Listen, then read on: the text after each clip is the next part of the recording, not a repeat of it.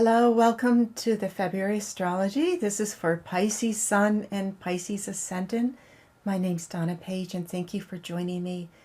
Pisces, this is an extremely important month. It has 2 eclipses in it, including the last eclipse in Pisces for another 9 years.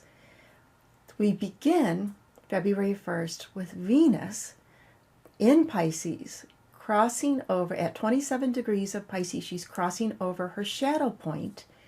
And what a shadow point is, it's the point, the degree from which she's going to go direct after she goes retrograde. Why is this important? She's not going retrograde until March. But the whole month of February she's what's called in her shadow. So it's a precursor to understanding what you will be experiencing and feeling during the month of March and April. And there's a vibration that is occurring with this, where for you personally, because it starts in Pisces and it goes into Aries, that it has to do with, of course, very personal. What is it that I want? What that is important to me? She shifts into Aries on the 3rd, the sign in front of you, which is the sign in front of you is what symbolically represents your resources, your gifts, your talents. So she's dipping into, say, light up this world around being able to value yourself and value your talents and share your gifts and your talents. Major fire energy this year. It's a year of action, a year of doing, a year of experiencing. And even though you might think, oh, I'm a water sign, I don't know about all this fire, it's creativity, and you're very creative.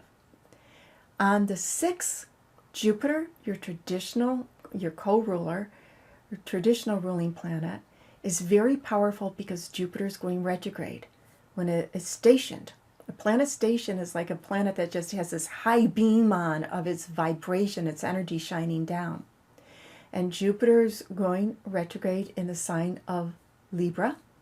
And that is occurring in a sector of your chart that represents what you can learn, what you can use from others.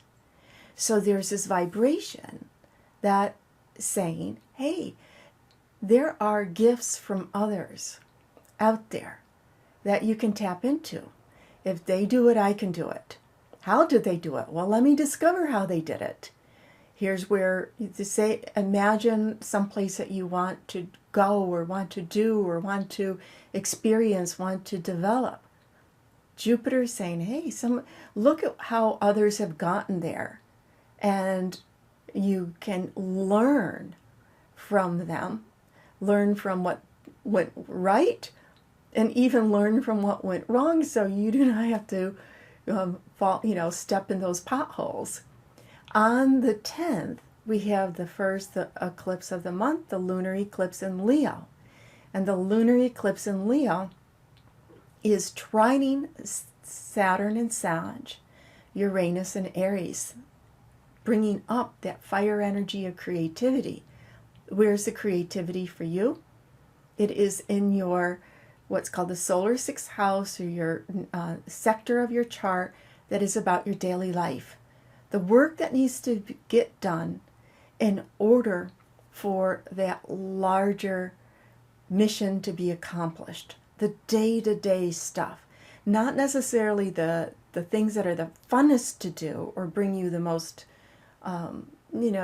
pleasure, but they bring pleasure because if you did take care of them, then it is the foundation or the stepping stone for that larger picture.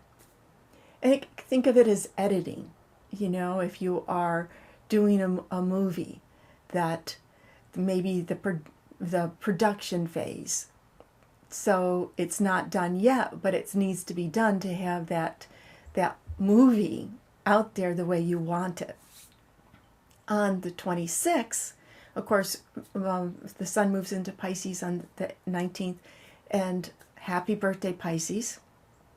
And on the 26th, we have the solar eclipse, the new moon in Pisces. So it's a collective birthday for all Pisces. And that is, you get to have Pisces sun, you get to have two, remember this, every year you get to have two birthdays. The one that you were born with, and then the new moon too.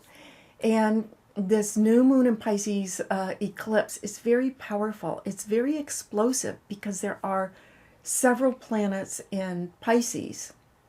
And then we have several planets in Aries. So it's all bunched together. And this, it is about dropping. You might, if you're a subscriber, thank you. You'll get notice for when the Pisces new moon solar eclipse video is up. If you're not a subscriber, you might want to. And we'll go into more deep detail about this particular eclipse. But it's basically about dropping anywhere where we feel sad or sorry, especially, victimized in some way. Why couldn't the whys of life, they have no answers, and is activating the doing part.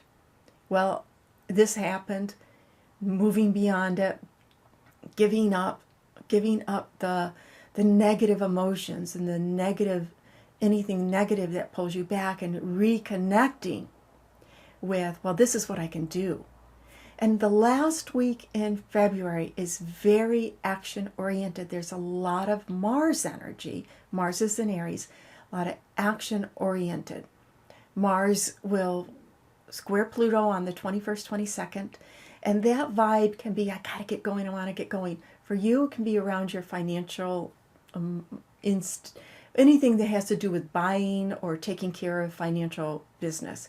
But it's also about getting going, about doing the things that you know that you are good at, and developing your talents. And then Mars catches up with Uranus, which is, okay, did you do it?